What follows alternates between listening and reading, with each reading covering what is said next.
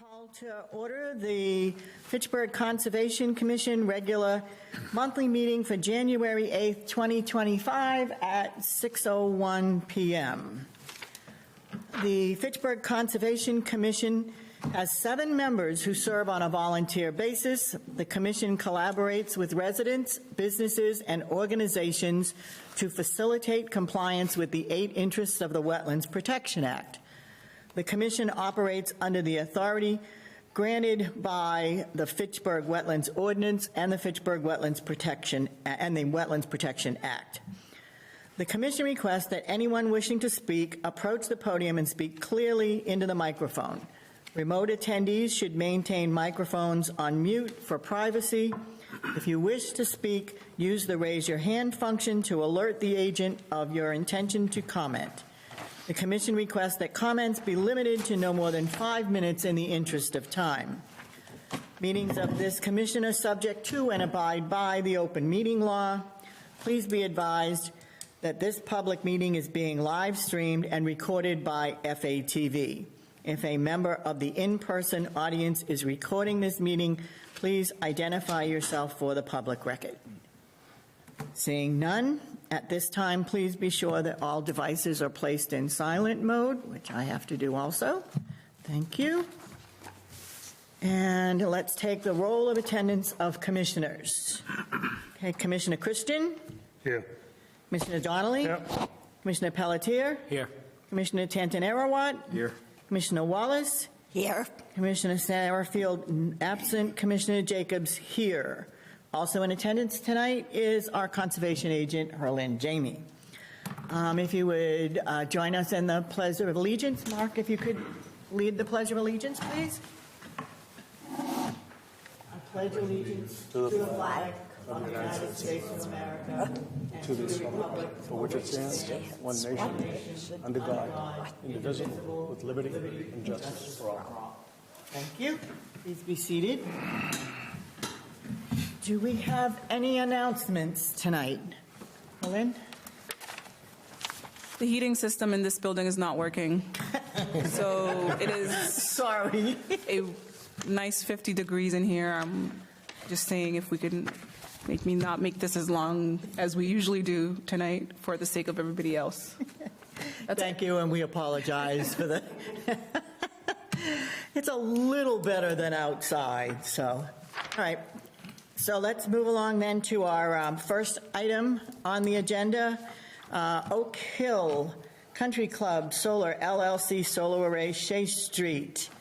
The commission will open a public hearing for notice of intent for Oakhill Country Club Solar Array, Shea Street. This is continued from September 4th, and they have requested a continuance to our February 5th meeting.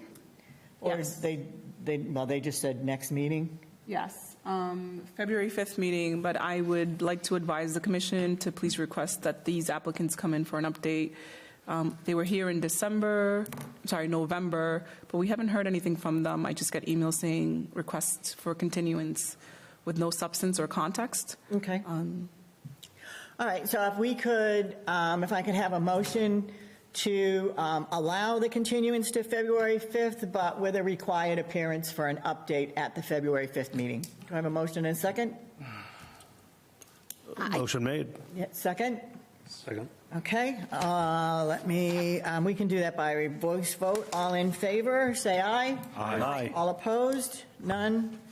So the motion passes. So yeah, Herlyn, you can communicate with them that we are requesting an appearance. Okay, thank you. Okay, next up, we're going to Fairmount Street. Mr. Anderson, do you want to do lots 1 and 3 at the same time or separate? Sure, we can do them all at the same time. Okay. So next on the agenda, we have 2 consecutive items. Fairmount Street Lot 1, AG Dream Flip LLC, single-family dwelling, considered to be Lot 1, Fairmount Street. This is DEP number 1550751. In conjunction with that, we have Fairmount Street AG Dream Flip LLC, single-family dwelling Lot 3, continued again from December 4th, 2024. DEP file number 1550750, and we will open both hearings simultaneously. Mr. Anderson, Chris, go right ahead. For the record, Chris Anderson with Hannigan Engineering. We've been before the commission several times now relative to the development along Fairmount Street. Just to bring the commission up to speed on everything, effectively there are two developments, Lot 1 being a single-family dwelling located within the buffer zone, and Lot number 3 being a multifamily development. We've gone back and forth with the commission and done various reviews with peer review, delineations, and stuff like that. At the previous meeting, there was a couple concerns raised relative to the site design and layout. We've modified the site plans to reflect those changes. Some of the more notable items, if you will, would be the providing additional notations relative to signage along the wetland delineation for permanent demarcation, if you will. Removing some retaining walls that were originally on the plan. We've removed those from the sites. In addition to that, we have provided an updated planting slope, detail, if you will, for the more steeper areas of the site. Typically on these kinds of developments, we implement more of a vegetated slope, if you will. So it's the intent that part of the immediate stabilization would be to seed the area with a conservation seed mix, which is a mixture of flowers and more woody shrubbery seeds. But in addition to that, we are proposing to plant what are called plug plantings, which are partially initiated plants. They're in the juvenile state, but effectively you put them in the ground and they are more willing to establish themselves quicker. So it gets that fibrous root mat down into the soil, where we don't have to wait for the seeds to start to germinate and really kick into high gear, which can take a few years in the long term. That gets that slope stabilized quickly and gets it revegetated in a more natural fashion rather than the typical loamer seed or that are associated with the lawn area, or a riprap slope, which is another form of stabilization. In addition to that, because of the steepness of the slope, we did incorporate a couple additional erosion control features, effectively erosion control socks along the slope length, the top, the toe, and in between, designated based on the slope of the actual effectively the steepness of the slope. It dictates how many additional walls we need to put in. So that detail was incorporated into the site plan. Those areas would be primarily located on lot number 3 between building number 1 and 2, which on the plan before you on the screen would be the one that's kind of located page left and the middle building, if you will. Those are the steeper areas of that site that area would be planted for. That being said, there's some concerns relative to the originally proposed alteration to fix a outlet structure that's located on site. Just to give some background to the commission, myself as well as Herlin and a few commission members, we went out to the site to investigate the true condition of that outlet structure. Along with DPW. There was some back and forth about DPW and us, who actually owns the actual structure. At the end of the day, it was determined that because it's on private property, it's the responsibility of the landowner. The structure is effectively failing, if you will. It's a concrete structure with a bird cage metal mesh that was kind of fabricated on site. Effectively, that's just been backfilled over the years with miscellaneous debris and trash, and the cage is starting to cave in on itself. From what we can tell, it wasn't truly meant to be a permanent solution. It was more of a handicap Band-Aid fix at the time. So we are working under an emergency order in order to get that remedied, which will incorporate an actual outlet structure throat system, which is a much more robust system, so it's not going to fail on a for example, right there. So it's not going to fail at a quicker rate, if you will, as the current metal cages, as just rust, if you will. On top of that, there would be a beehive grate to allow for excess of rain events to flow into the structure as well if the throat ever gets overwhelmed, as well as a few weed poles placed around the perimeter, approximately 12 inches below grade, with some crushed stone around it so that it becomes a much more stabilized feature. This structure does receive quite a bit of runoff from the city infrastructure further up the hill, closer to the intersection with Depot Street. So making sure that this is a robust outlet structure is a very, lack of a term, critical thing that needs to be taken care of. So we provided this detail in conjunction with the emergency order for the work to be done. There were some delays on getting materials and stuff to the site, so unfortunately it wasn't able to be done within the 30 days. So we would request an extension on that to get this work done. It's generally dry right now still. The ground isn't sufficiently frozen. We're intending on accessing this area from an existing cart road that kind of exists to the north of the wetland, so we're not driving through the wetland to get to it. So we're trying to minimize as much of that, and during the winter operations, it's much more advantageous because we're not going to be ripping up the wetlands and stuff like that in this area. We did do a quick investigation, so we did find out that the grate effectively sits at grade with the top of the structure itself. So we don't have to put any more additional concrete structures into it. We just have to excavate around it to put the stone in, put the cap on it, and backfill with crushed stone and call it a day. So it's very minimal work in the wetland area, and it should be done within a day or two once we start getting into it.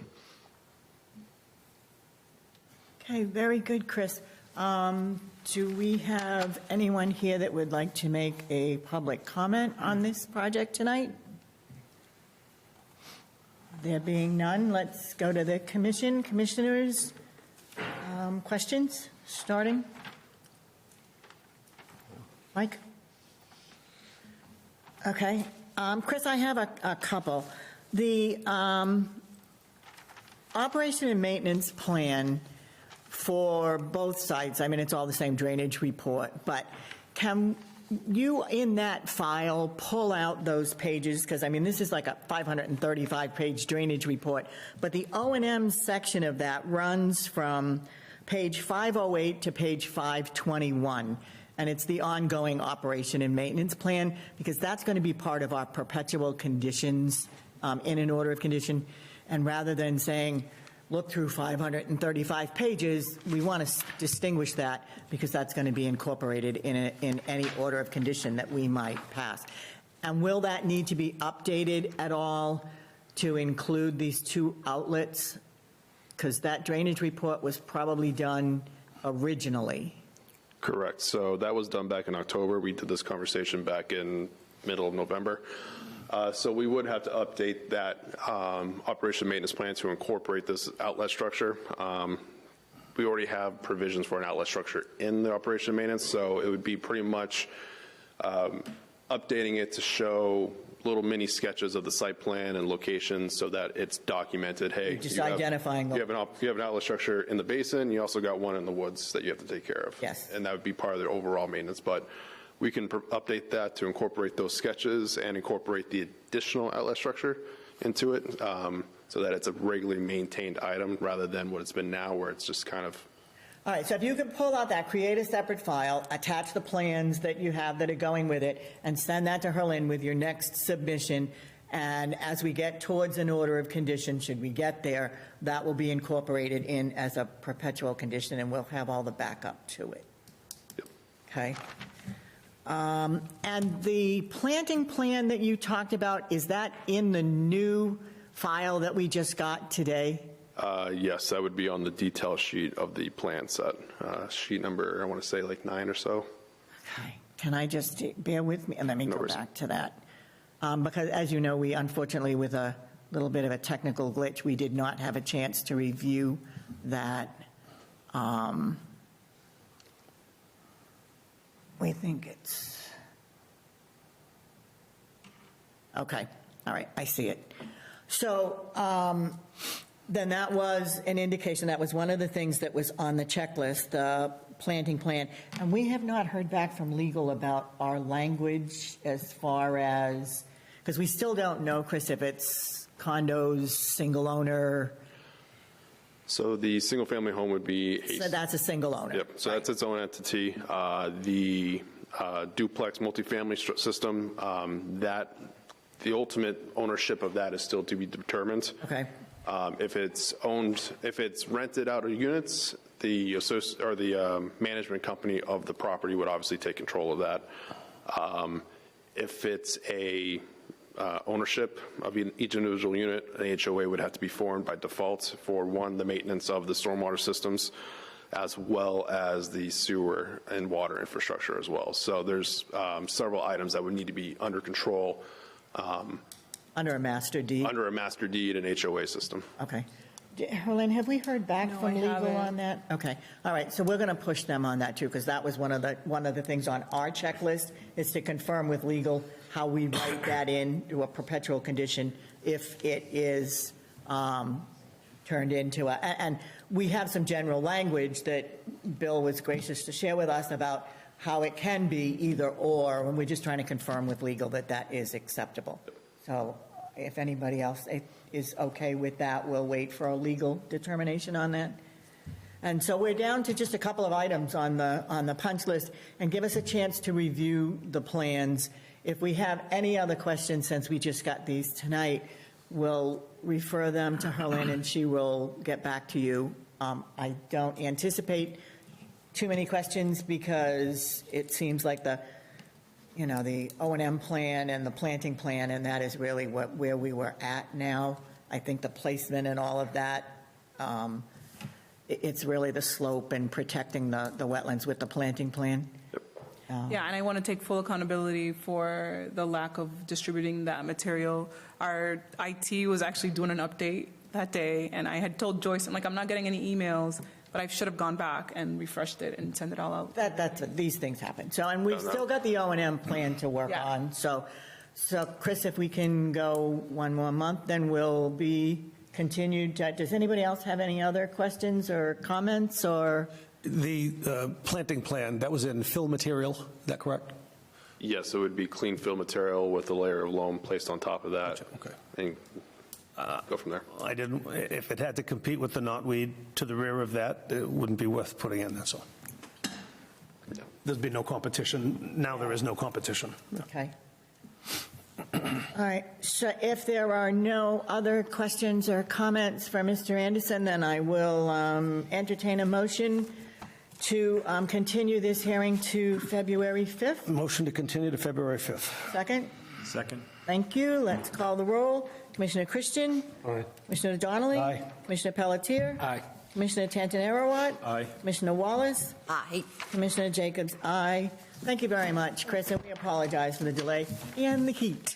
No worries. I am sorry, before Chris steps down, there were two items that I would like the commission to address tonight. One is the extension of the emergency cert for an extra yes. 30 days. And then two, Joyce and I visited, Chamberlain Hill. thank you, a few weeks ago, and though not on the agenda, it's under updates. Chris had some time conflicts, so I would advise the commission to let him speak on it now instead of waiting for updates. Okay. Justin, you okay with that? Okay. All right, so, yeah. Sorry. Thank worries. you. Can't keep track of All right, so how much more time do you need on the 30 days, 60 days, Herlin? How much would you want? It's 30 days. If you're requesting 60 days, I would have to go through DEP. 30 days. Okay. The machine's ready to go tomorrow, pretty much. All right, so can I have a motion and a second to extend the emergency certification work order for another 30 days? So made, yeah. Second? Do you want a second? Second. Okay, call the roll, please. Commissioner Christian? Aye. Commissioner Donnelly? Aye. Commissioner Pelletier? Aye. Commissioner Tantanarowat? Aye. Commissioner Wallace? Aye. Commissioner Jacobs, aye, so we'll do another 30 days on that. And then, Chris, if you want to give us an update on or Chamberlain Hill, which is for the commissioners, that is a project, Mike, I know you'll remember that because that was up off of Franklin Road. It was a partial development. There's condos that were built on the right-hand side, and there was already an approved plan for the left-hand side.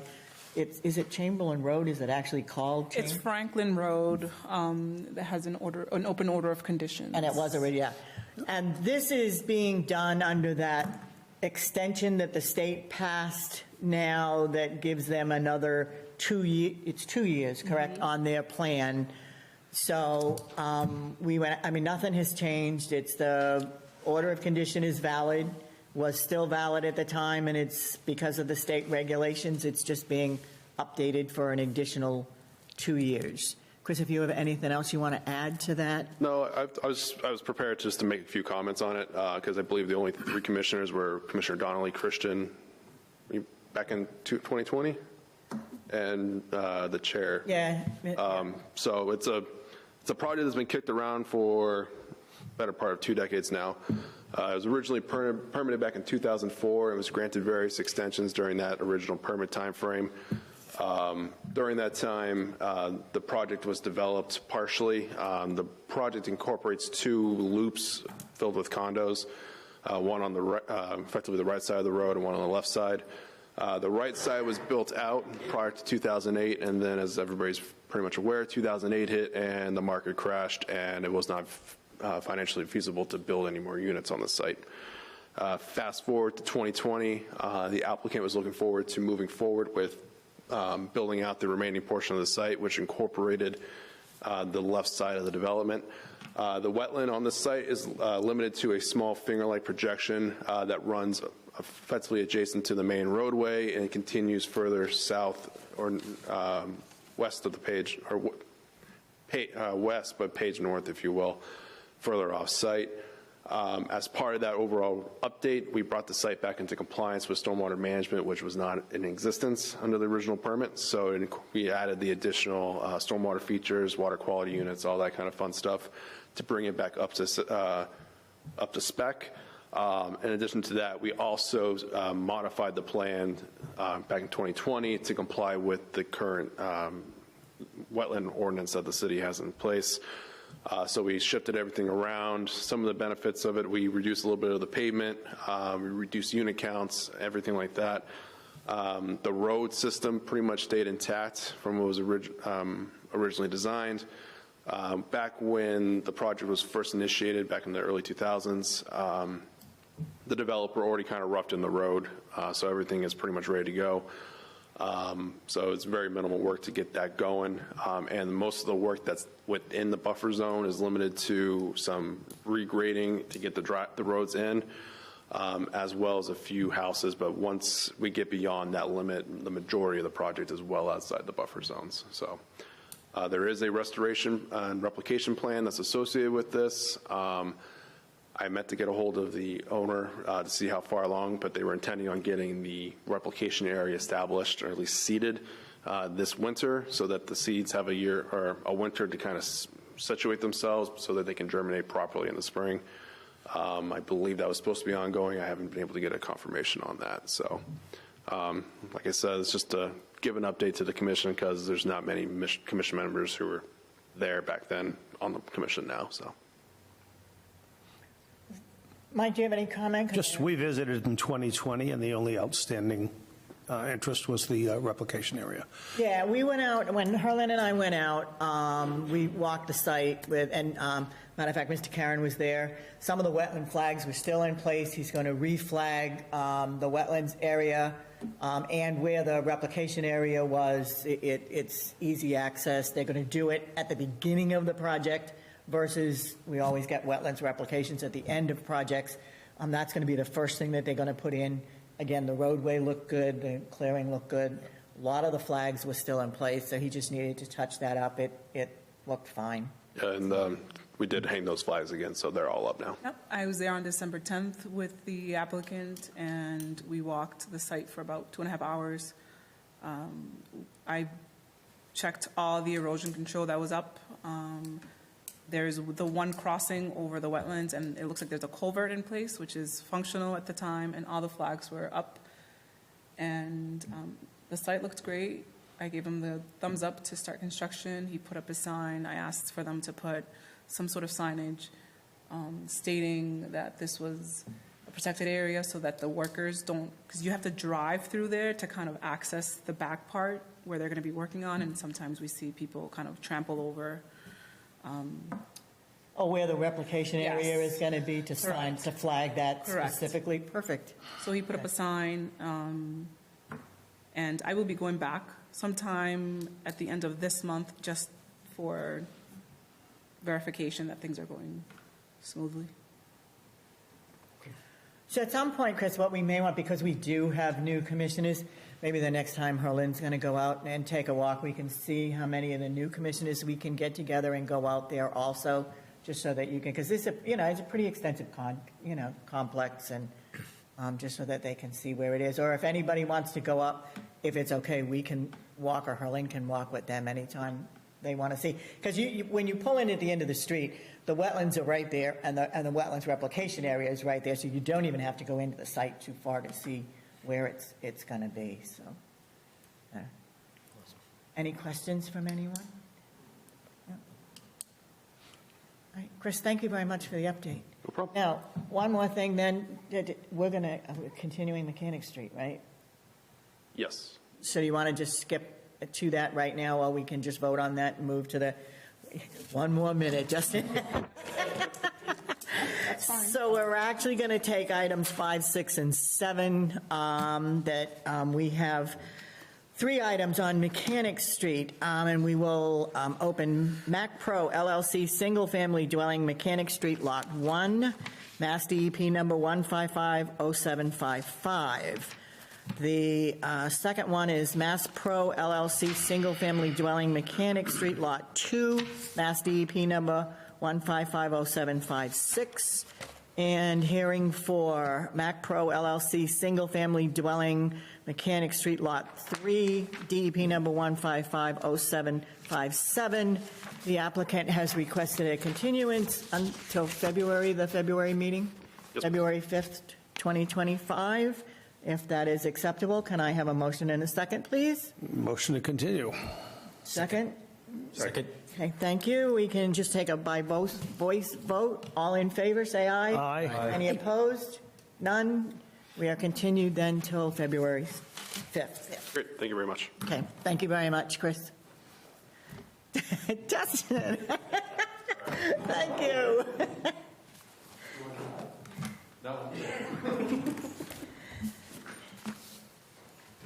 Very good. Now we're going to back up to item 4 on our agenda, which is Townsend Street. This is Townsend Street Realty and Trust Plan Unit Development, 4 buildings on 0 Townsend Street. This is a hearing continued from 12/4/2024, DEP number 1550754. And who is speaking to this project? So for the record, Justin LeClaire, McCarty Engineering. Also here tonight with me is Mr. Ed McSweeney, owner and developer of the parcel on Townsend Street. So last time we were in front of you, Mr. McCarty was here presenting the plan. One of the big things the commission wanted was a third-party review of the wetland delineation that was done by Three Oaks Environmental. So myself, Marianne DePinto, and I believe it was Richard Darby from LEC went out and looked at the delineation. Herlin, do you think you could put that figure up? Trying, yeah. So we walked the entire wetland system that was flagged. There was a couple minor changes from what are effect. So if you want to zoom into the delineation there. This won't let me zoom in, unfortunately. Oh, no, that's all right. So when you look at this figure, the green line that is shown is the delineation as it stands after LEC went out. There's a couple red segments in here which were the original lines delineated by Three Oaks Environmental. The biggest change I want to point out to is on the kind of in the middle of the page where the 2 duplexes are parallel with the road. That wetland expanded page right. So you can see the proposed basin to the right-hand side. You can see the emergency spillway kind of at the top. It's the rectangle with the stones in it. So that was really the major change with the delineation. Everything else was one flag here, one flag there.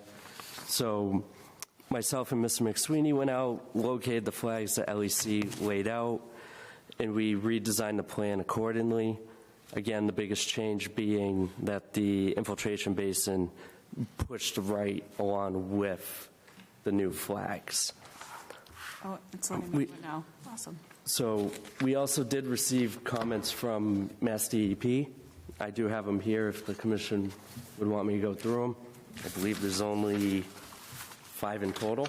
Yeah, if you would quickly, you can do that, Justin, that's great. Perfect. So the first one is commission may consider requesting additional information for delineation. LEC went out, we did that, so that addresses that comment. The second second comment pertains to the wetland fill. As part of the redesign, we removed the wetland fill that was originally proposed, and what we did instead was we proposed a boulder retaining wall around that the fill was around the wetland finger, so we proposed a boulder retaining wall to demarcate the limit of that wetland.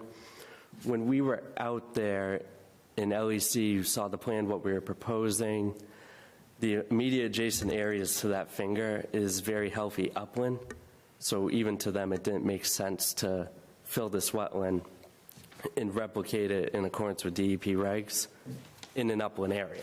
That's healthy, nothing was dying, it was all very well-grown vegetation. So to kind of find some middle ground of not filling the wetland, but still being able to do the off-grade that we needed, we proposed this boulder retaining wall. Again, it'll act as a demarcation to that finger wetland, and then we just tied our grading in accordingly around that. The third comment from DEP was pertaining to the stormwater drainage analysis that was submitted, specifically the TSS. They were questioning our TSS calcs and how we got to them. And for myself, I just responded as clear as I could to them that what we provided was adequate. The at-grade infiltration basin does obtain its 8% TSS removal rate. There is a forebay proposed at, it's kind of like the upside down frown at the corner of the basin. That's the sediment forebay, which are required for the infiltration basins to receive their 8% TSS. Down, it's outside the buffer zone, but down at the street, we are proposing an underground infiltration basin. And with those, there's an isolator road that's provided, which takes what's called the first flush of the stormwater runoff. So that's where all the sediment goes. It acts as a sediment forebay. So that obtains 8% TSS treatment. And then there's 2 water quality units proposed, one just outside the at-grade infiltration basin and one just outside the underground infiltration basin. And these receive greater than 95% TSS treatment. So in our eyes, we blow the TSS requirement that's in the Fitchburg stormwater regs at the water. So that's the third comment. We haven't heard anything back from Mass DEP after these comments were submitted. And I haven't seen anything either. Okay. The fourth one is regarding BMPs that infiltrate must be 50 feet from a wetland. So that is correct, but it's where infiltration takes place, which for the at-grade infiltration basin is at the bottom of the basin. So when we did move the basin in accordance with the new wetland delineation, I made sure that the bottom of the basin where infiltration will occur is outside the 50-foot buffer that's required by DEP. And then finally, the last comments pertain to how we achieve the rainfall events that were used in our HydroCAD model. The short of it is this is nationally gathered data that HydroWorks, which creates the HydroCAD program we use to do the modeling, takes this data, analyzes it, verifies it, and then imports it into the system, which then we use as the basis of our model. So that addresses their last comment. And again, since we haven't heard any other response back from DEP, I would assume that they would have responded If they back had any still had issues, so- any additional issues. So I think that's been satisfied. And the last thing, before I let you guys, questions, comments, concerns, is within the last week and a half or so, from various parties, we've received more comments, and this is more on the planning side of this development, and there's more and more pushback, and it's getting louder on the duplexes that we're proposing. As much as they're allowed under the special permit that we're going through with the planning board, we're just seeing a lot of opposition. So earlier this week, Mr. McSweeney and I sat down, talked about various options that we could go with that will appease the commission, will appease the planning board, as well as the abutters. And what we came to was converting these from the 4 duplexes, that are 8 units in total, to 4 single-family homes. So with that, the boxes are going to get a little bit smaller. It will allow me to pull the development a couple feet further away from the wetland and the buffer zones. 25-foot buffer. So planning board requires the revised plans by January 22nd to make their 28th meeting.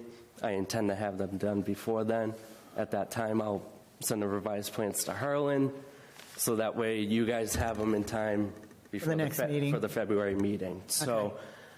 I wanted to come in front of you guys tonight, at least address the delineation, make sure the commission's satisfied with it, address the DEP comments, make sure the commission's satisfied with it, let you know of the change that is coming, but if there's still outstanding comments, concerns, questions, things that we can take into consideration when we go and revise the plan, I'd like to get that from you tonight, because Okay.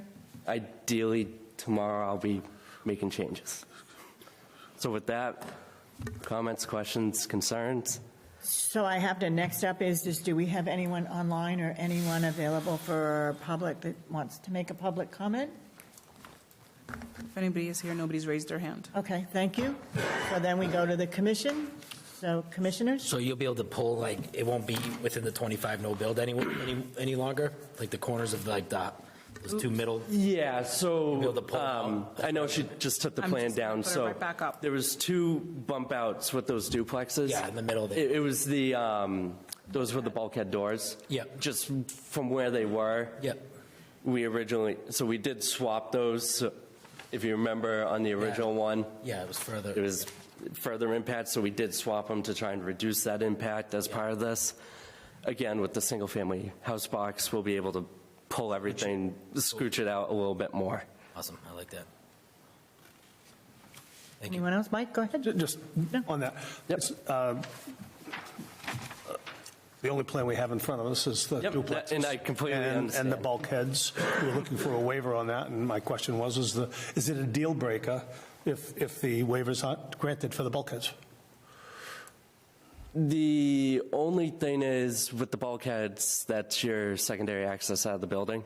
So we really can't, and again, looking at this plan, where we have a retaining wall up against the property on the south side, we really can't encroach that out more, and it's solely for the bulkheads. That would be the waiver. And again, it's something that's required for the building. Yep. So You designed the whole thing. I want to know if it would be a deal breaker if you didn't get the waiver. no?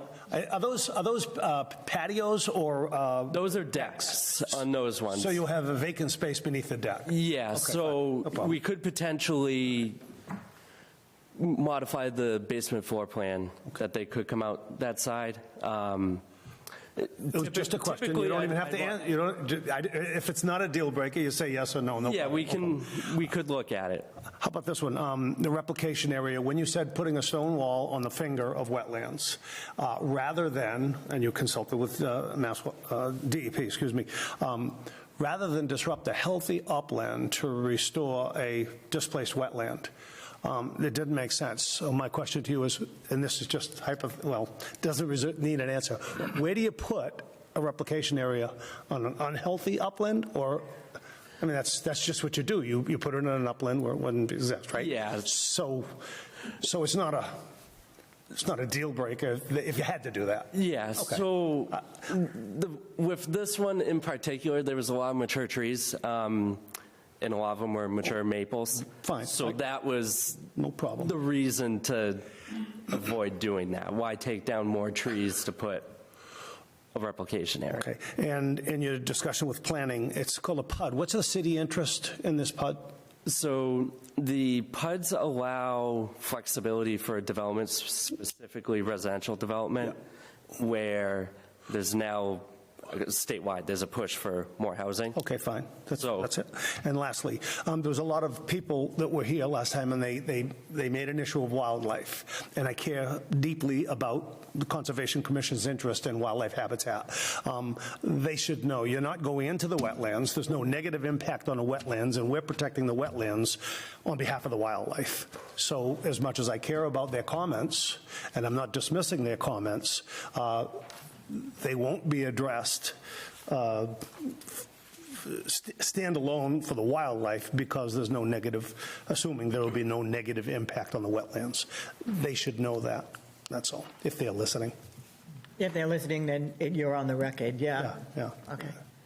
And I just want to give you, I know Mr. McCarty had mentioned the number last time here, that there's approximately, say, 8 acres total of this parcel.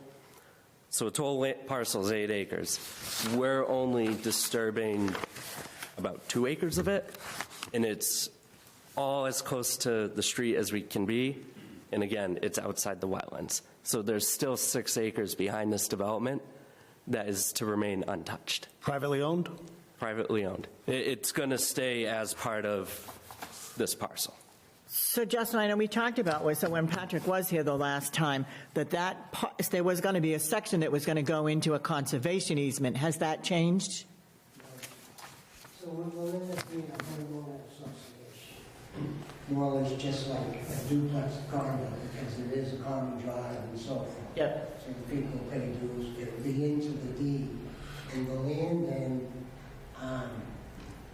just stays as raw land behind it. All right, so the deeds, so even though you're going, I'm sorry. yeah, The main reason is, in the past couple of years, cities and towns are getting real hesitant of taking parcels of land because they don't get any tax revenue.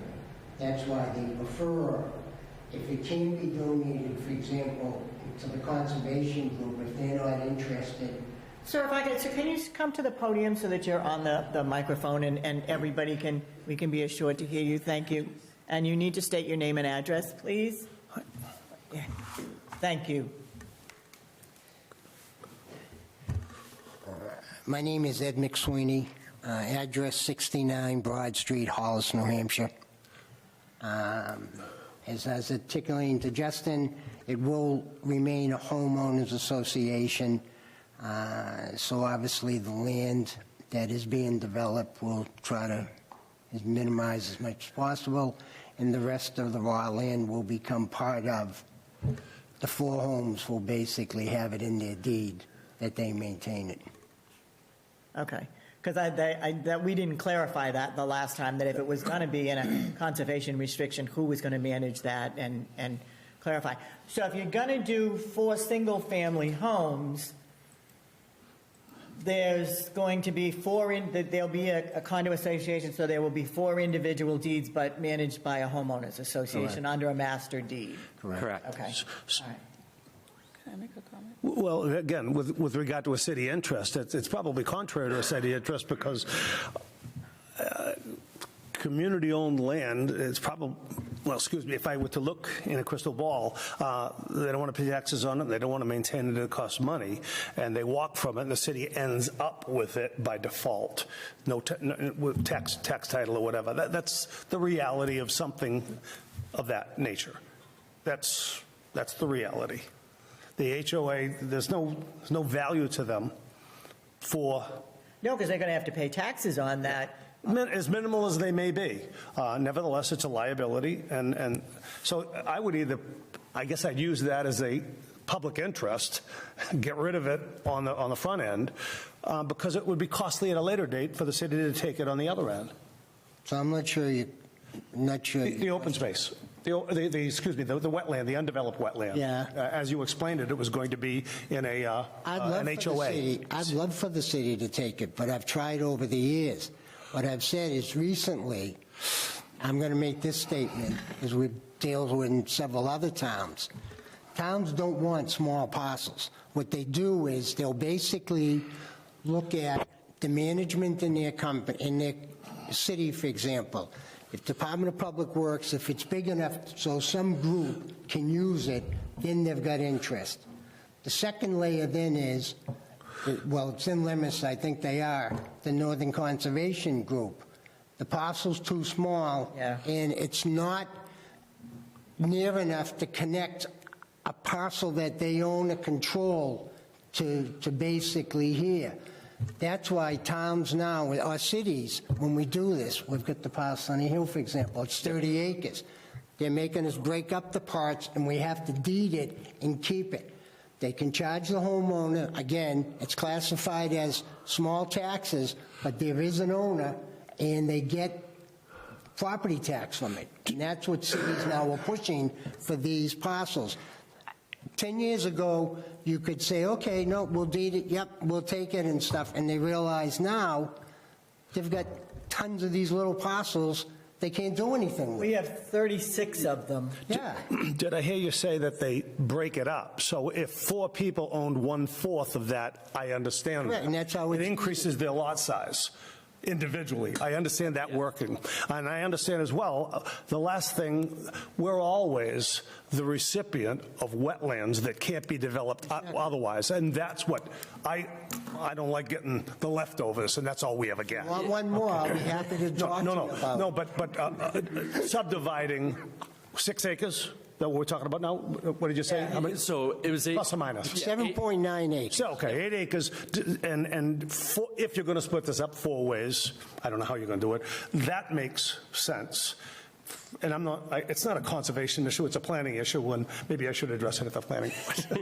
So, Yeah, you're still going to have to, this is still going to be all approved by planning. Yes. And they will determine what you can do, and even with the conservation restriction, how does that fit within their zoning parameters, which is outside of our jurisdiction and, where we go, but. so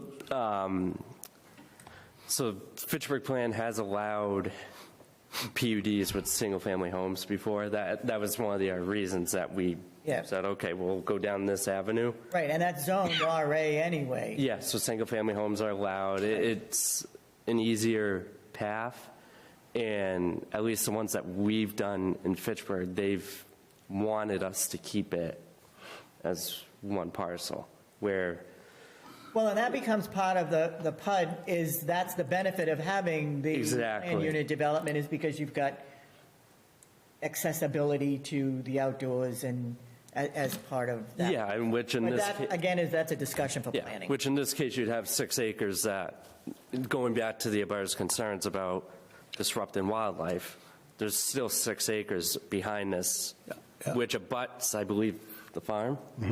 So you have 6 acres, and then you have the farm. So there is plenty of undeveloped land that we're leaving for the wildlife. Our decision will not be insensitive to the neighbors' wildlife concerns. Yeah. So, Justin, then to the point of let's get ahead of some of the things that you can do between now and February, so it'll be done. In the same vein as we just did with the Fairmount Street project, can you, and there's a detention pond, and I assume that since we're talking about the 4 houses now maybe being single family, but still, there's the detention basin that's got to be maintained. Can you pull out the operation and Yes. maintenance plan off the drainage plan, create a separate file? Yep. Send that to Herlin so that when we do condition that, we'll have, your drainage report was not as bad as 535 pages, But it was still 200 and something. So Yes. let's pull the O&M operating plan out so that that in itself can be conditioned. Yep. And I do have a question. Oh, go ahead. Oh, I was just, in regards to the O&M, what we've done before is when the HOA is created, we attach the O&M to the HOA that then gets recorded. Right, and then that's that way part of the permanent condition that we want to put in any order of condition is that the O&M plan needs to be recorded at the registry of Yeah. deeds, which is why we don't want to have to register 500 pages. Nope. We just want. So we this pull it section. out separate anyways, so Okay. that's easy enough to send. Okay, perfect. So then I do have a question about the proposed boulder retaining wall, because that sits right at the 25-foot no disturb area. I mean, it's hard on the plans to see it because there's the demarcation, there's the limit of Yep. clearing. My question is just how are you going to work in there and not go over the limit of where you're supposed to be working? So with that one being so it's at the 20, just want to make sure I get this right. So 25 no structure. Right. The 20-foot no disturb. No disturb, So right. we would work, ideally you would have a machine uphill of it, and with it being a boulder retaining wall, I assume just place the boulders and work on the slope coming away. It's just very tight. Yeah. So you only got 5 feet to play with there, and you're right on the 25-foot edge of the no disturb, so we will want to be mindful of that. And if you're okay with this, when we build this out, to flag that 20-foot, no touch, just so we could do that. Yeah, and that's just the other so- thing that we've been doing. One, you need to flag it, and then because of the wetlands area being transferred to a master deed, we also have been requesting that conservation signs be put up in the wetland area. You can work with Herlin. We have little fit placards that go on trees or 4x4 posts, and where they would be placed that say, this is a conservation area, there's no disturb, and they can't go in there, and Yeah. start clearing so that the homeowners association knows, hey, let's build a pickleball court in the wetlands, can't do that. And I think having the boulder retaining walls will just give it added level Okay. of, there's a giant wall here, I shouldn't rip that down. All right, so I think that's what I had on my list of questions. Anyone else?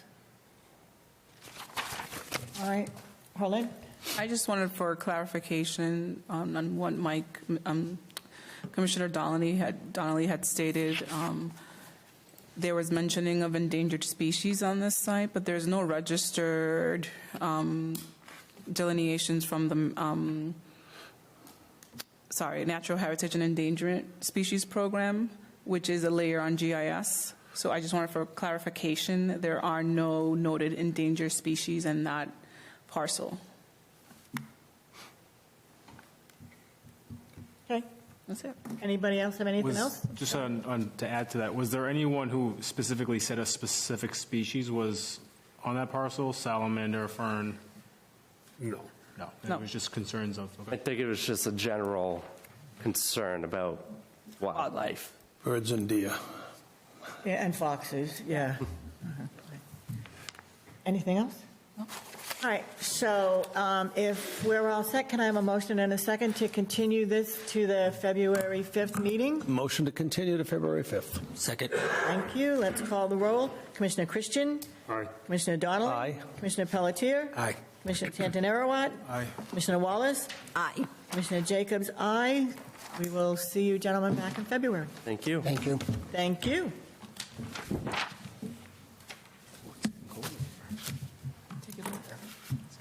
I'm good. You want to take a break? My legs are getting a little like. It's only 7 o'clock. I'm good. when I first got here, I was like, I was like, it's not that bad. Just came from all that. What else we got? some garages.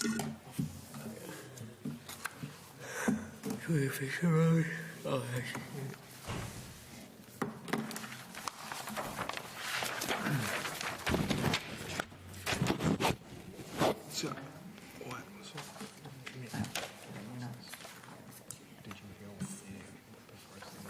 Whatever you want to do. Yeah. But if you they were told. Next up on our agenda is,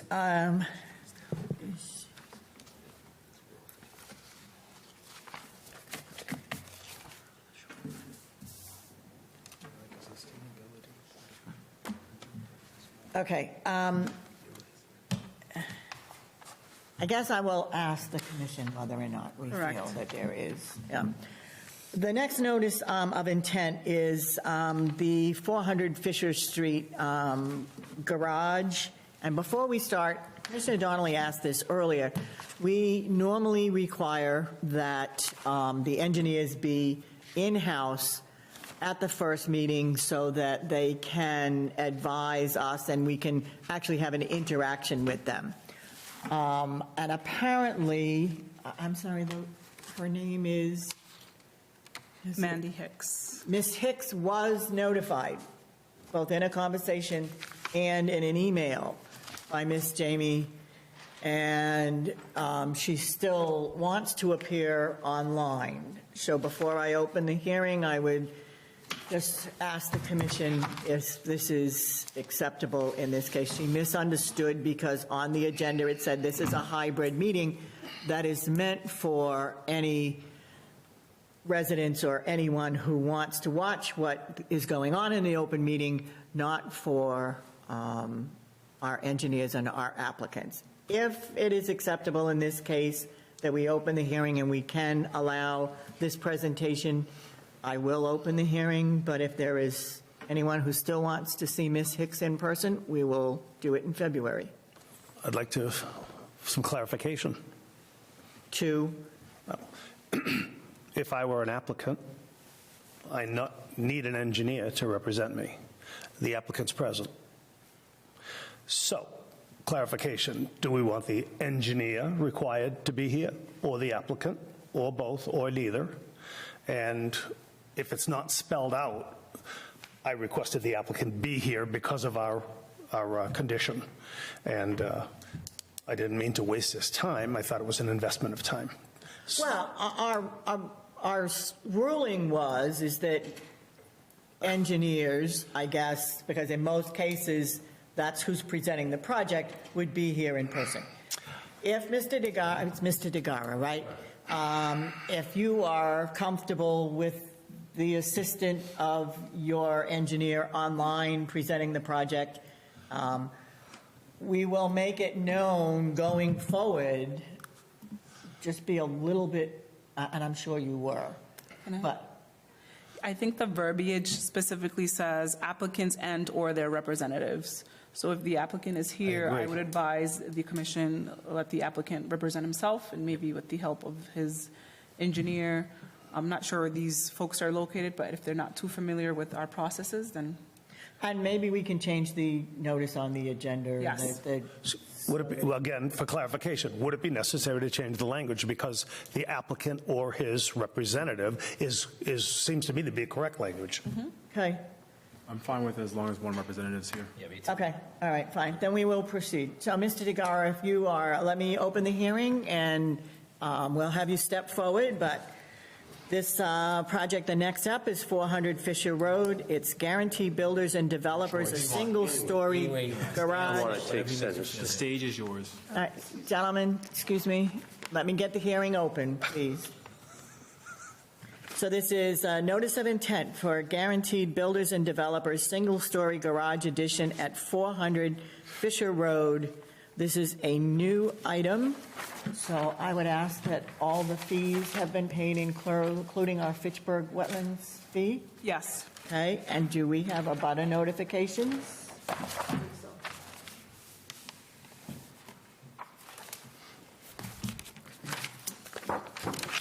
Now, we do not have, okay, so we have that. We do not have a DEP number yet, so we can open the hearing, but we cannot close it or issue an order of condition tonight without a DEP file number.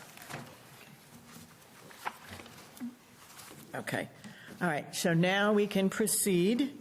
If you would state your name and address, sir, and we'll proceed with the presentation. Sure. Dennis Lyle DeGuerra, 400 Fisher Road, Fitchburg, Mass.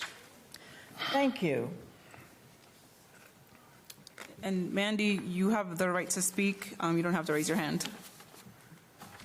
Ms. Hicks, go right ahead. Good evening, Board. I'm sorry about that miscommunication about being present. My name is Mandy Hicks. I am the representative for Mr. DeGara. I am the contractor from Guaranteed Builders, 14 West Street, Douglas, Mass. We are filing a notice of intent for proposed work at 400 Fisher Road. Our client is proposing construction of a 28 by 28 garage that will be attached by a 6 by 6 breezeway. The garage will be within the 100-foot buffer zone, but will not be within the 20-foot no disturb zone or the 25-foot no build zone. The garage is approximately 59 feet from the wetlands. The foundation will consist of a 4-foot frost wall and a 4-inch cement slab. Currently, the area of the proposed work is an area of mowed grass. Erosion controls such as straw wattles or hay bales will be placed within the construction area to prevent any runoff towards the wetlands. The stockpile will also be out of the 100-foot buffer zone. That is just a brief summary of our project we are proposing, and we are open for any questions or comments. I do have the plan as well if you'd like me to share my screen, or I'm not sure if you have those copies. Do you have that, Herman? Yeah, I'm just trying to. Okay, one moment. Ms. Hicks, we're going to pull that up from Sure. Agent Jamie's screen.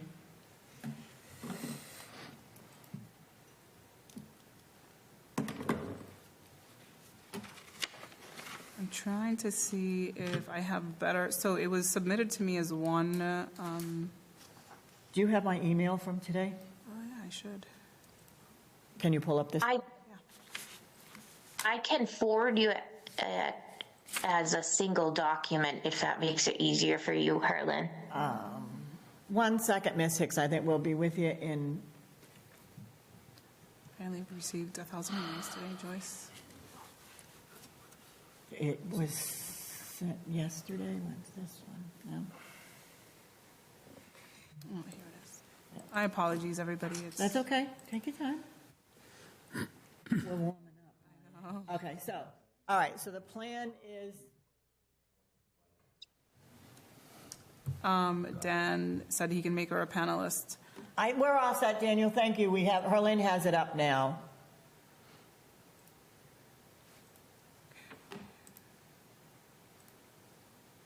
Here we go.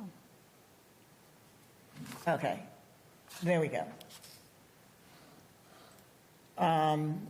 So as you can see, this is just off of my screen that I sent to Herlin, and I skipped over. There is nobody else online, so we don't have any public comment, right? So we can go right to commissioner comment. I hope so. Yep.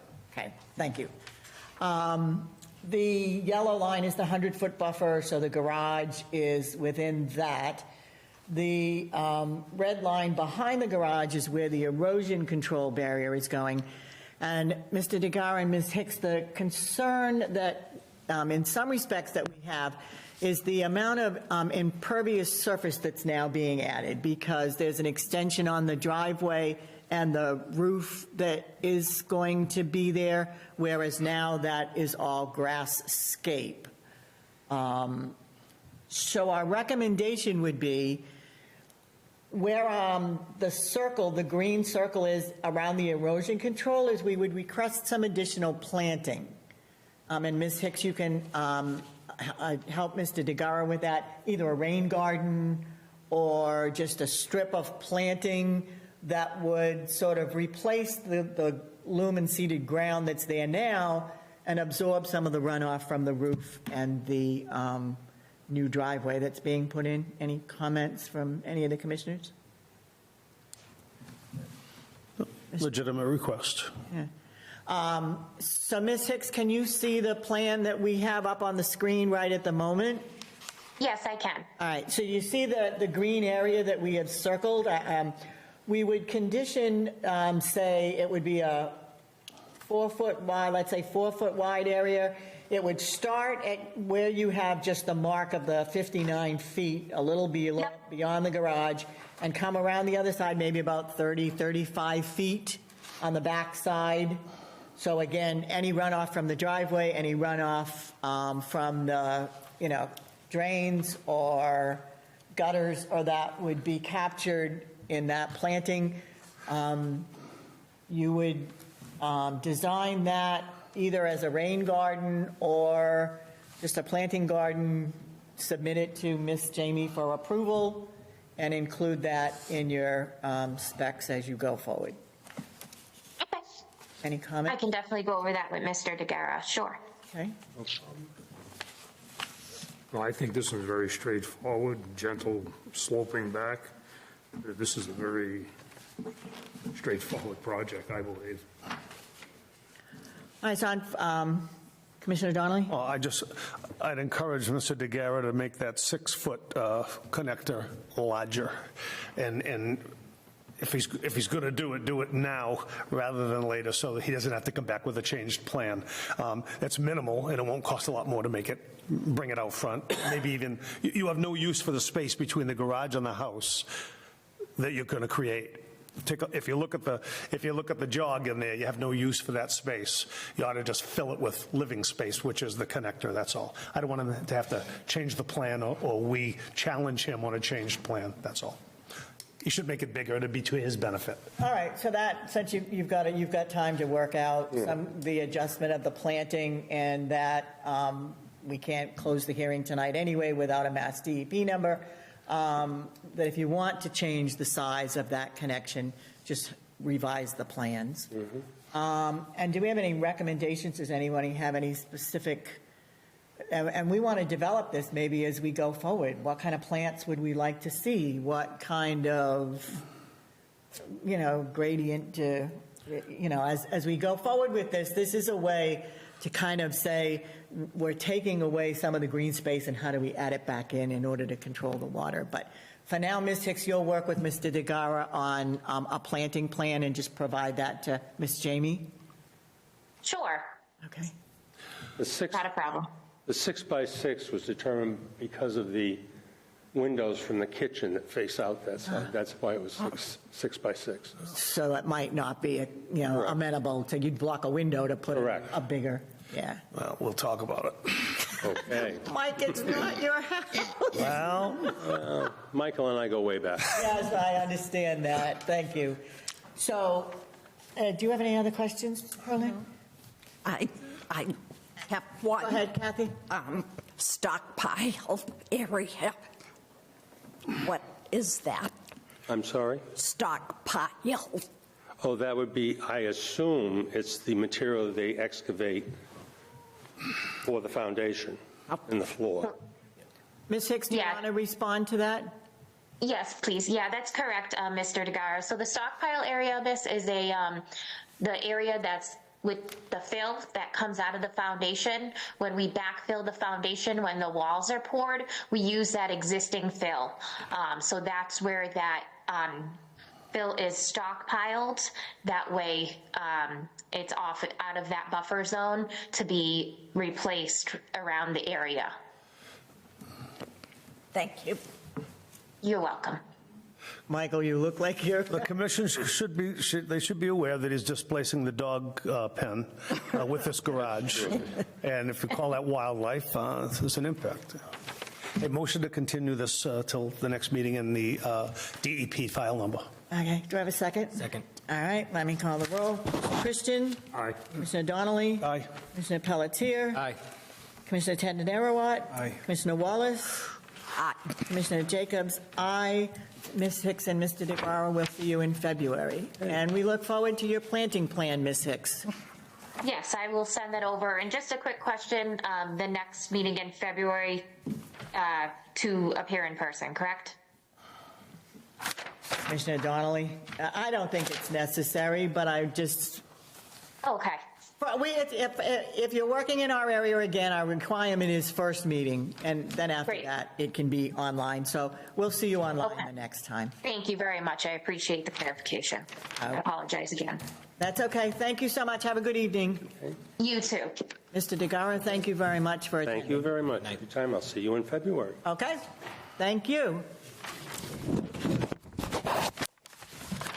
And next up, we have had a request to move the notice of intent for 1179 Ashburnham State Road to February. A waiver. A waiver. Yes. They have requested a waiver, We cannot open the hearing. so that we will not open a hearing, and they will automatically be moved to February, and they have signed that request with Miss Jamie.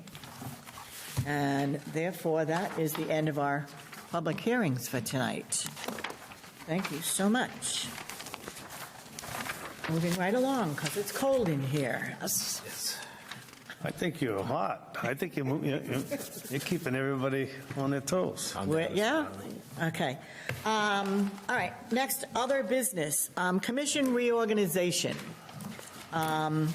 We have not done this in the past. However, it is required under the city charter that at the first meeting of every year that a commission, a board, needs to not reorganize, but they need to have elections, vote in their chair. The charter calls it a chair and a secretary, but it's a chair and a vice chair, or reaffirms the appointments of those who hold that position.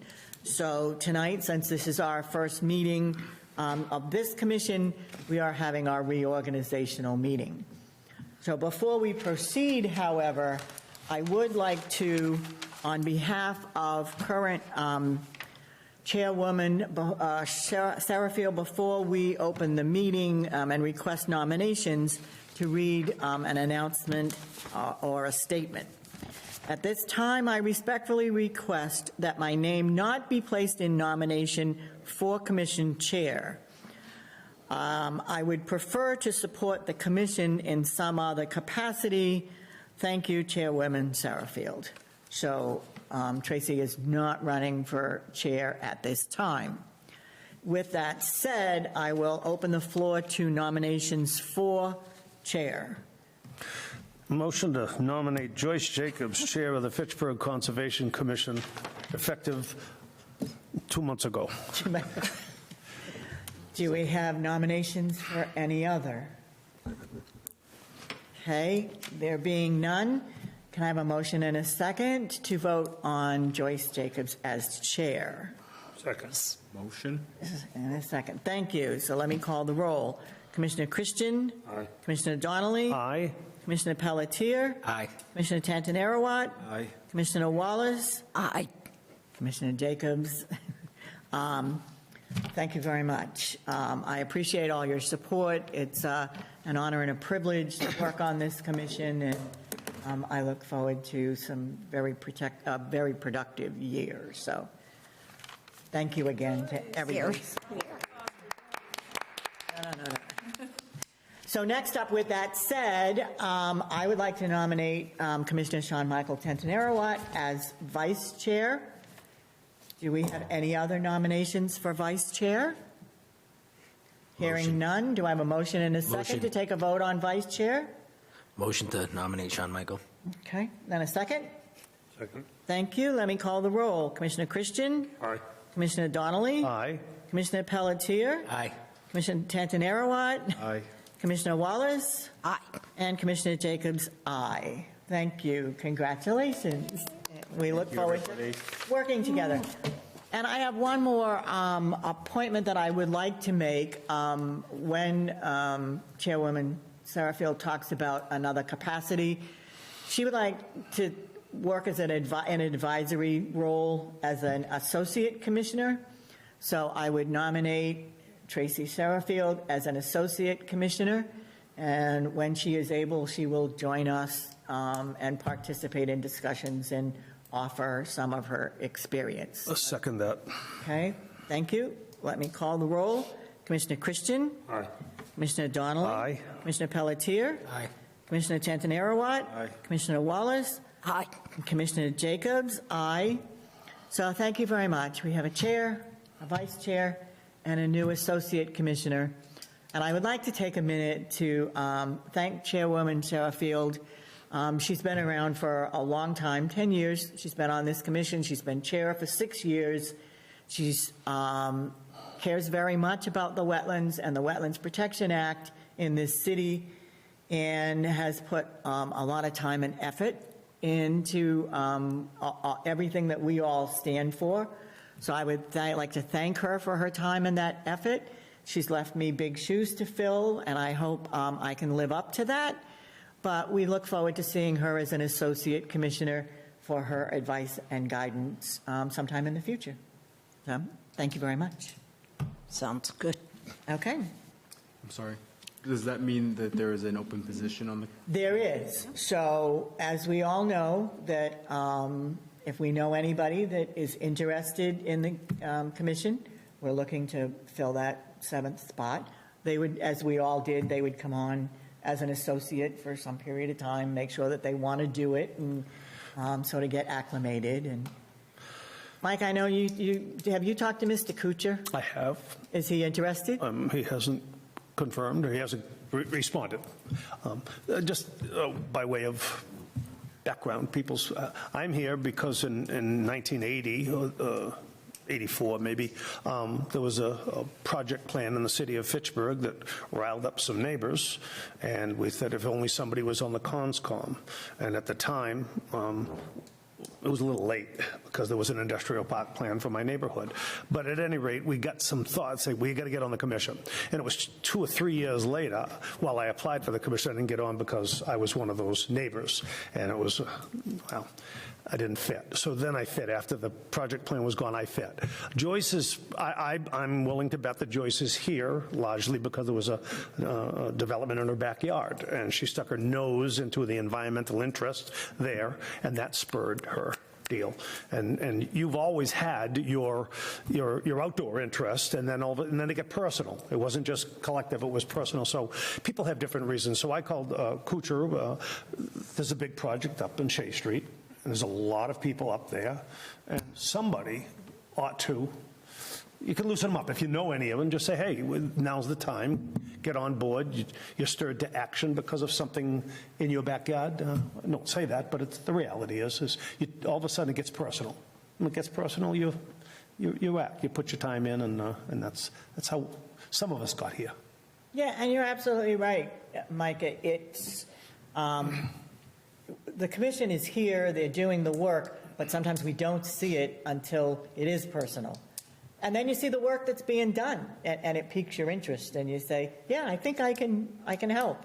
And so we're hoping that we find others like that. Well, interestingly enough, I've seen a lot of commissioners come and go. It wasn't so personal. Well, that's okay. That's okay. But personal, you put more in. Okay. Thank you very much. And thank you, and we're looking forward to a good year in 2025, so I'll go forward. Next on the agenda is Conservation Agent updates. Do you have anything tonight, Herlin?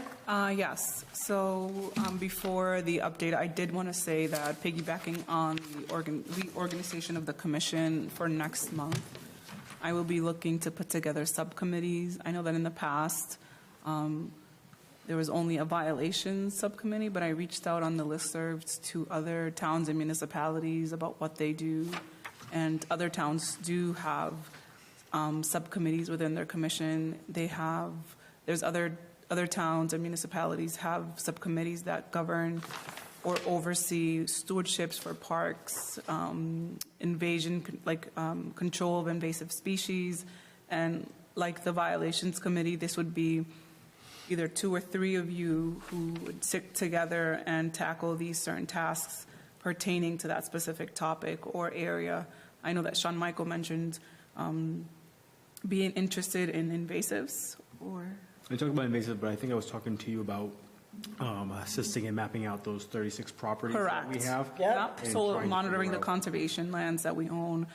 We could put together a subcommittee for that. We could put a subcommittee together for the control of the knotweed, Mike, and we can put together some subcommittees that will focus on these things that are important to us outside of the Wetlands Protection Act. So yeah, that's that part, and then the second part is just an update from the water department. Sorry, it took me a minute. I got an email from Jeff Hillman that I forwarded to everybody today in regards to the water department. So the streets department is going through our list of BMP stormwater retention basins throughout the city and providing the much-needed pruning and caretaker maintenance per our stormwater operation procedures. And they wanted to let us know that that's happening now. A lot of the retention basins are either abutting or in conservation land, and they're going to go around and kind of clear whatever needs to be cleared out so that they're functioning and working properly. Saw them doing that today. Oh, did you really? Yeah. Oh, Cleaning up some, like, just cleaning out crap out of it. yeah, so that's great. I mean, And that's the only update that I have. Okay. I have one other update, somewhat, and you will see it going forward. I asked, just, bear with me, a little bit of patience while we all get our feet wet and find, how we're going to operate under a new leadership, because I'm sure my style is going to be a little bit different than Tracy's was. And one of the things that I want to do is have an open discussion like we're having tonight. There will always be an item on the agenda that says commission open discussion, just like there's agent updates, so that if you have something that you want to bring before the group, let's do it.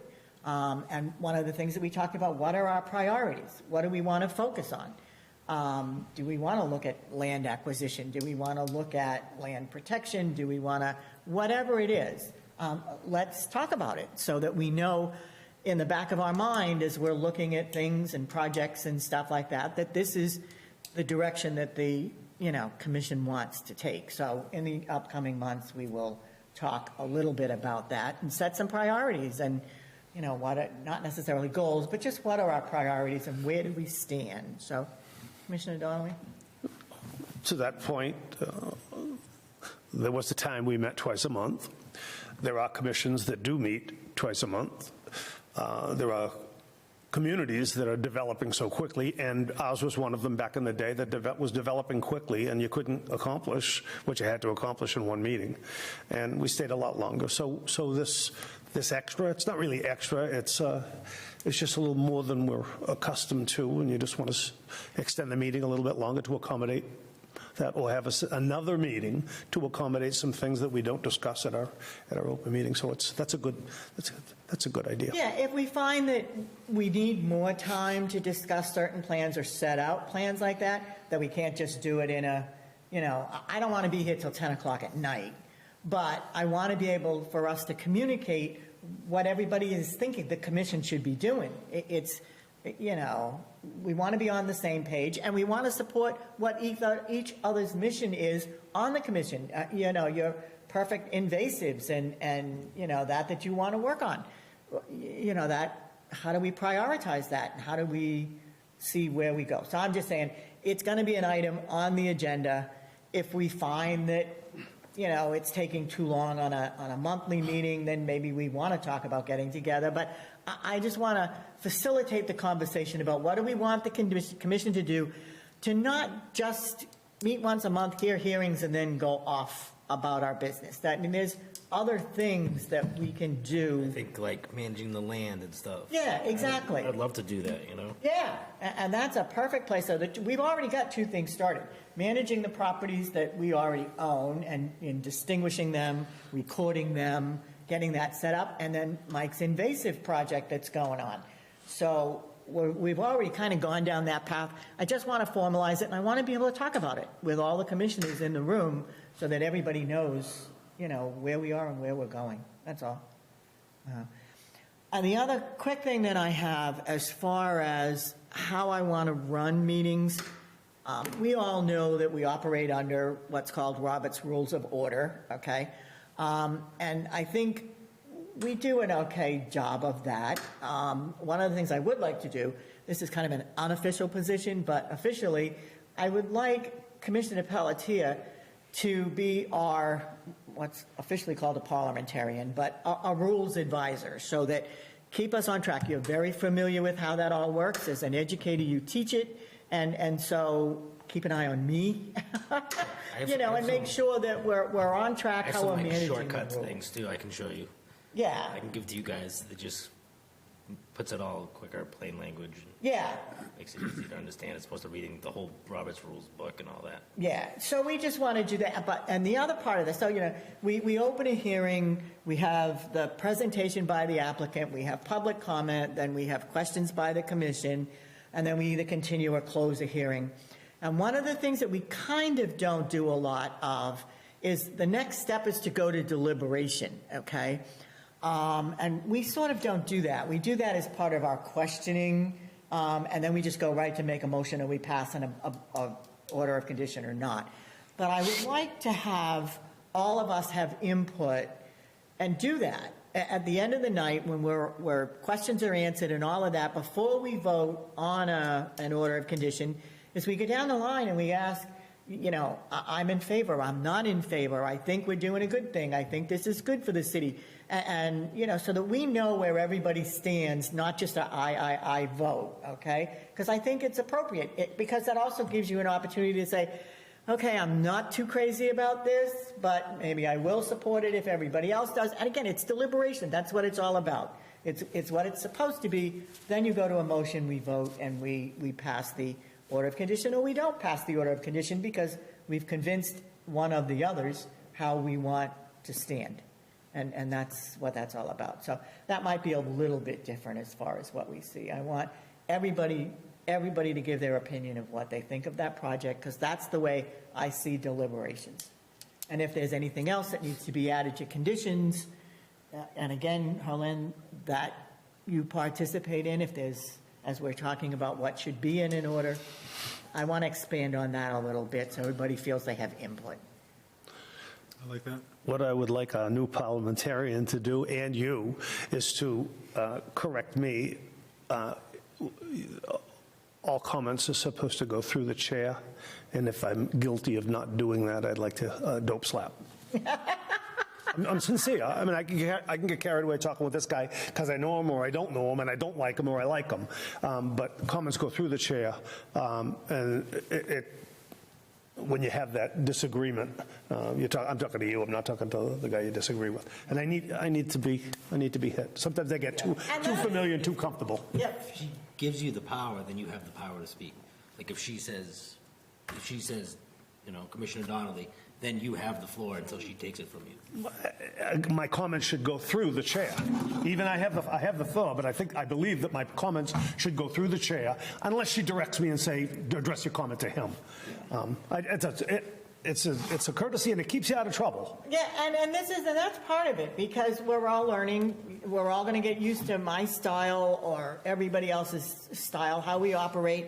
And, Commissioner Pelletier has a perfect example of, if we're out of line, that's what the parliamentarian does. Tell us we're out of line, get us back on track so that we're, doing things the way we're supposed to be doing, that's all.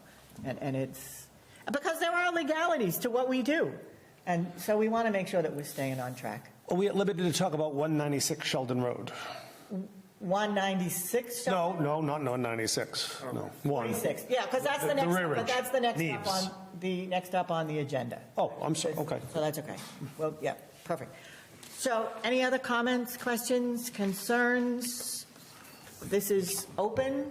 I also, want to make sure that Agent Amy always feels like she can participate in the discussion whenever she has questions. Because look, we depend on her to guide us and consent and advise, and the only way that you can do that is if she's participating in the discussions, and so we want to make sure that that's open to you all the time also. Thank you, I appreciate that. Okay? Are we ready? A couple more items, and then we're out of here because it's freezing. Violations, subcommittee, fourth quarter report. Mike, that's the one that we wanted to talk about, 46 Sheldon? Yes. Okay.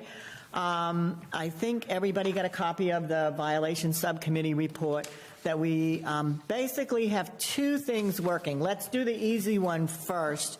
Farmers Avenue is the one that's open. We have agreed to a remediation plan, and we've been waiting for Mr. Anderson and Hannigan Engineering and to sign off on some of the construction. Can you update us on that? Because I think you just talked homeowner? Yep, so just today, we finally heard back from Hannigan Engineering in regards to this, and they are scheduling a meeting between the developer, the contractor that the property owner hired, myself, and somebody from Hannigan Engineering to go over what is required, the time frame, and how they're going to go about this work. Originally, the emails went out in like October, and we know that Hannigan has expressed that they are running very thin on staff, so it's just been a delay, and we're going to schedule that out hopefully sometime next week. All right, so that is one of the last ones that we had. It's a working group that we've been dealing with. And the next one up is 46 Sheldon. Now, I think there has been a plan, Mr. Stone, Alton Stone. There's a plan that has been submitted, but no narrative and no meeting yet has been scheduled. So it's nice to have a plan that shows us the wetlands, but it doesn't tell us how they're going to do it and what they're going to do. So that's going to be the next. We want to get a meeting scheduled. First of all, we want to get the narrative from Mr. Stone that he said his dog ate his homework. So I spoke to him on December 10th, and he was going to get back to me with a narrative and a date. So we'll have to push him again a little bit on that. So, Mike, what were your comments on Sheldon Road? So we got a wetland delineation plan. Everybody saw it? And included the existing culvert pipe. And so I question, is their intent to remain in place? That's what we're waiting for, is the narrative. And so I guess informally, or before we get there, is anybody on this commission in agreement that that open stream should be culverted to allow for crossover? If we go, the land was eminently accessible prior to development, which means there was no need to cross that stream. And the former owner, created that situation that we're in now, got paid. We lose grossly if that stream isn't restored to its original state. We lose grossly. And what's our best deal? I just don't want to reward the initial subdivision and violation, and that's exactly what we're doing. I just don't want to be party to rewarding that behavior. All right, so Commissioner Doyle, let me back up for 1 second for the new commissioners that we have. This violation on Sheldon Road was 2 owners ago now that owned like the whole farm, very large parcel.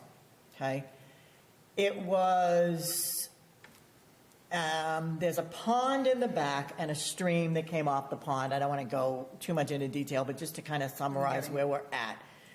The gentleman that owned all of that parcel took and put a culvert in the stream and covered it up to make a road, okay, across the wetlands. Now, this gentleman, we chased him forever and ever and ever and ever. He sold off parcels for development along the frontage of Sheldon Road. Yeah, so the parcels along the front. So the person that we're working with now is the second owner of this lot. They bought it about a year ago now because the violation stays with the deed. It doesn't go away just because the other owner finally sold the parcel.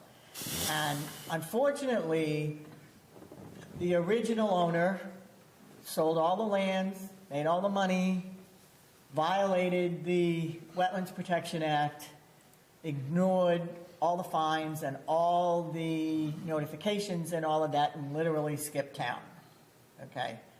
So I understand Mr. Donnelly and Commissioner Donnelly's frustration because they and this commission spent a lot of time, the gentleman's name was Adams, going after Mr. Adams to no extent, all right?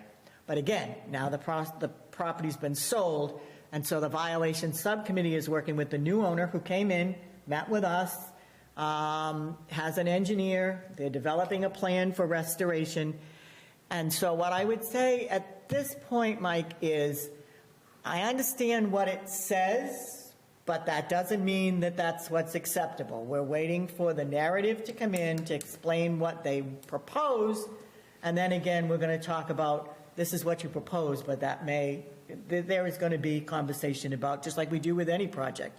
Here's what we allow, and here's what we don't allow, and what we want. That culvert should come out. The natural stream channel should be restored.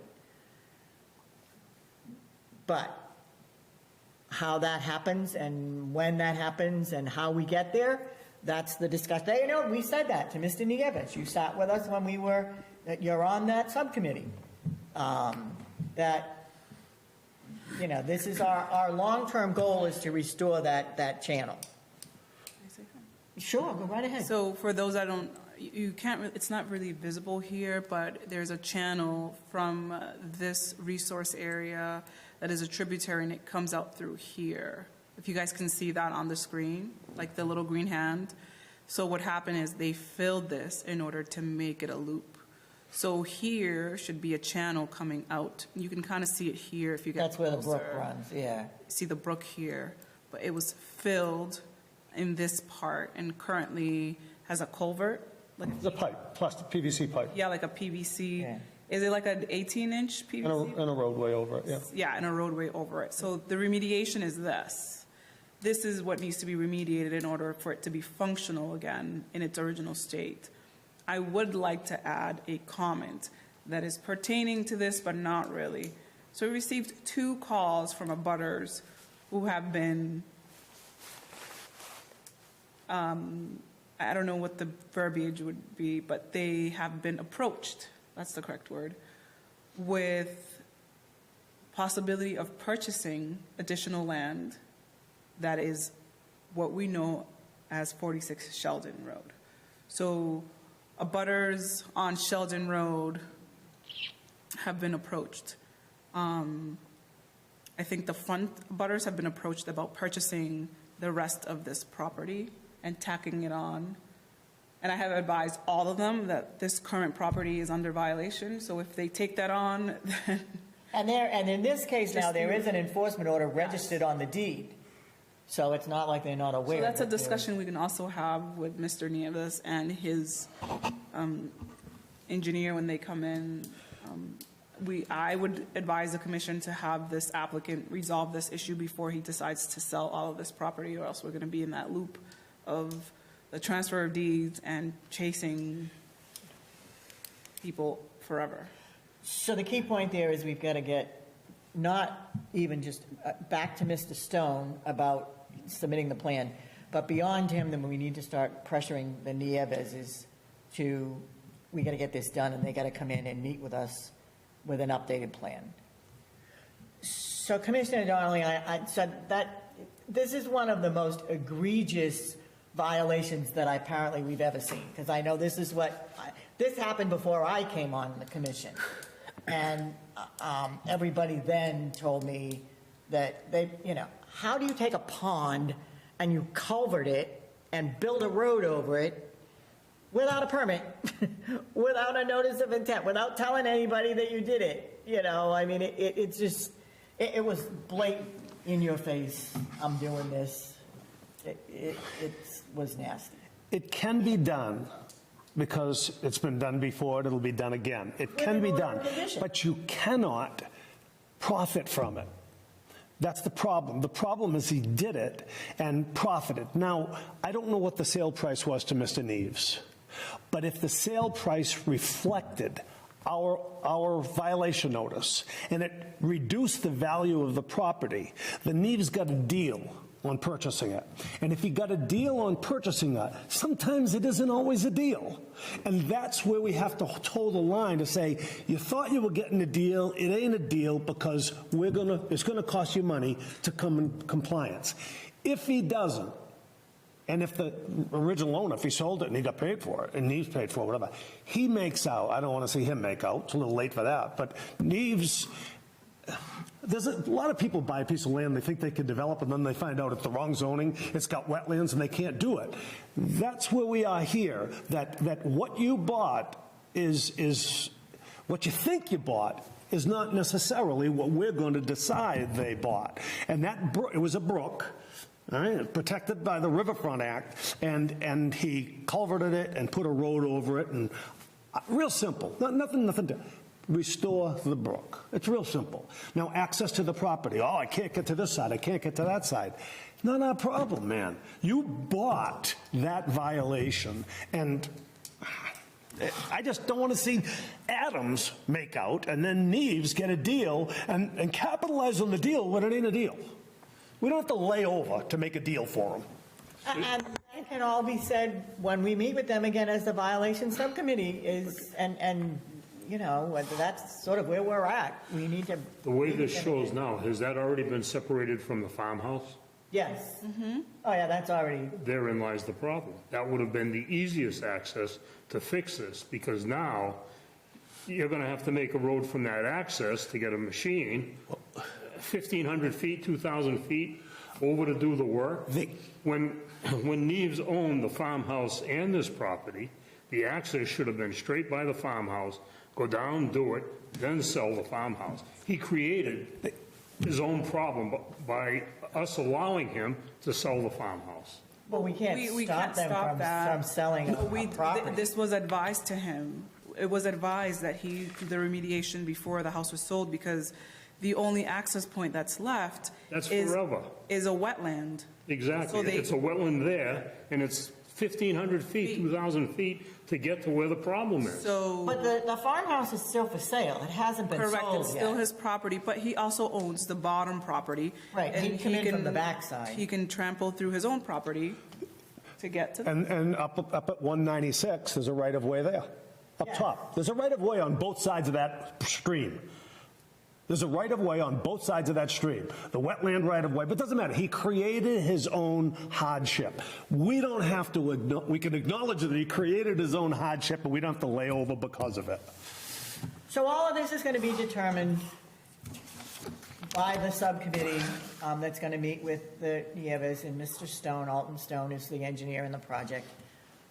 We need to push him along a little bit because they've been dragging their feet a little bit. So this is the one last major violation that we have, that the subcommittee is really, other than a couple of other Sheldon Road things, but that's tied up in litigation. So could everybody, could you think about this along the way when we have these discussions? Could everybody here keep your ear to the ground and find out just how long this subdivision and not violation, but diminution of value. If you're gonna reduce the value of the property because of these wetland accesses, find out how many transfers we can go back to. Because you figure if you had 1,000 acres and it's been divided 1 million times, and then everybody comes here a couple of times to get permission to an order of conditions. How far back can we go to say no? Can we go one subdivision back or 2 subdivisions back to say you created your own hardship? Well, I didn't do it. Well, the guy ahead of you did, and you bought that hardship. If someone can come up with the answer there, how far we can trace back a subdivision that created a hardship that the current owner has to own? So, I don't know the answer to that. That's a good question. Over time, could you just think about that, will you? And help me with that answer, because I don't know. The only concern I have about that is that the city approved that subdivision. Good point. It's like a rearage. You can't have a non-inaccessible lot. They wouldn't approve an inaccessible lot. Because we've always said this. The planning board went ahead. The planning and the zoning board approved all of that. So it's yes, they created their own problem, but yet the city allowed it by allowing the subdivision to take place in the first place. So, And interestingly, only that rearage line of the farmhouse separated that property from the big property. Just the line in the rearage. Otherwise, it would have been contiguous. And actually, still may be.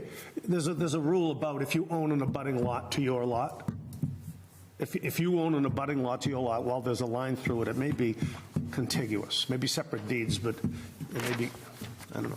Well, we're getting off track a little bit, but as it stands right now, this has been a huge violation to the point where Mike and I went to Mass DEP in Worcester and sat with them about going over this and what are our options and how do we chase this guy down, and got them involved to hunt him down, and this has been a huge one. So this is the last one that we have a lot sitting in the violation subcommittee right now, and it's the biggest one, and it's been the toughest one.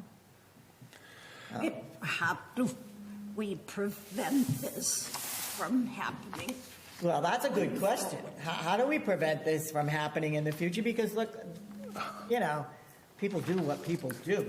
It's getting on it immediately, that's all. Yeah, Don't let exactly. Don't let it fester. Act on it immediately, and if it's got to go to court, get in there as fast as you can. The stuff will be resolved in court, but you got to get there.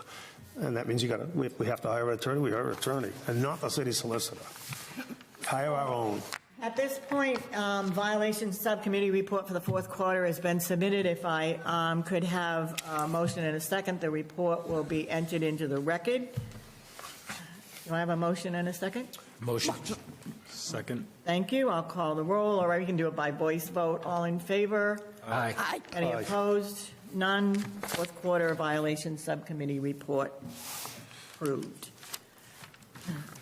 Berlin, you have a finance report for us? I have a finance report. I think you were the only one who didn't get it because I didn't post it online for obvious reasons. Okay. But did everybody get a copy with all of it? Yes. Sorry, just my copy is odd. So basically, last year in January, I provided you guys some numbers as to what was in our accounts. If you look at, can I look at yours? I'm sorry. If you look at this sheet that you were handed, it has the current year and what our account has this year as of date. We have a total of, losing my train of thought here, I'm sorry. So we have the $35,000 are available compared to last year's $17,000. So I have a report here from Auditor Cronin that shows our last year. We ended the year, we started this year off with $17,316 and 68 cents. So $17,316, and we're starting this year with $35,229. So I would say that this has been accomplished by way of enforcing what we're supposed to be doing and collecting the fees that we're supposed to be collecting. And that is all accomplished by Berlin, because we were not collecting our Fitchburg fees in the past. And so this just gives us an opportunity that when we talk about what the commission has for priorities and what do we want to work on, or like the, temporary eradication of some of the invasives, now we have the funds to be able to do that. And that's what we're hoping to accomplish. Separate advertisements in the Sentinel, it may be easier, but is it cheaper? No. Maybe easier, or is it cheaper? It's not But cheaper. we have to, I think. It's not cheaper. Yeah. It's not cheaper to the applicant, it's literally at cost. Sometimes if the applicant has multiple lots, we end up getting a little bit of kickback from that a significant amount of kickback because we're charging them a public notice fee for each filing that they make, but I can bundle that until lots 1, 2, 3. It's not more work, honestly. I'm not sure if it's productivity or what, but for me, it's just part of I just put it in, set time for it, and it's a click of a mouse. It takes me 2 seconds, so it's not. I think it's the right thing to charge them. I'm not sure if you guys are aware, but Planning Board has it incorporated into their application fee, and they're in a huge deficit because of it, because it's it is costly, but we're charging the applicant outright, so I think we're doing the right thing. What I wanted to say in regards to the fees, because I know there have been complaints about us charging fees now, I think it sets a level of presence that we mean business. The Wetlands Protection Act is important to us and the commission, and I think that our fees should reflect that. And I've said this before, and I will say it again, this wasn't a rash decision. I spent several months going back and forth, reaching out to other municipalities, to towns, to our listserv, reaching out to DEP, conversing with legal as to what would be appropriate for us, incorporating socioeconomics, people who come in, what type of development, and the fees were determined to be appropriate for the city of Fitchburg. So we're not overcharging people. We actually are on the lower part of the scale compared to other towns. And we're still making some money, so that's a good thing. Absolutely. So I would say thank you to our agent, that she's doing a wonderful job. And again, you know, balancing the need for the community to be able to do and request permits and follow the law, but there is a cost to do that, and we're just following the regulations that we have in place. So if there are no other comments or any, Commissioner Donnelly, you look like you have a response. Yeah, motion to adjourn. No, we have two more things. So just motion and a second to accept the finance report. Motion. Second. Okay, all in favor by, Aye. any opposed? None. And the last item that we have is the minutes from our September 4th, 2024 meeting. Shit, I put them away. Yeah, I looked through it. I didn't see any omissions or changes or any of that, so. Motion to accept the minutes. Okay. Second. Okay, again, voice vote, all in favor? Aye. Opposed? None? Thank you. Then, do I have a motion and a second to adjourn? Motion to adjourn. Second. Okay, and so we will be adjourned to February 5th, 2025. All in favor? Aye. Aye. Opposed? None. And we are adjourned at 7:52. And I thank you very much, and I would like to say thank you to everybody for your confidence in me and Thank you. what we can do. Thank you again. Thank you. Oh.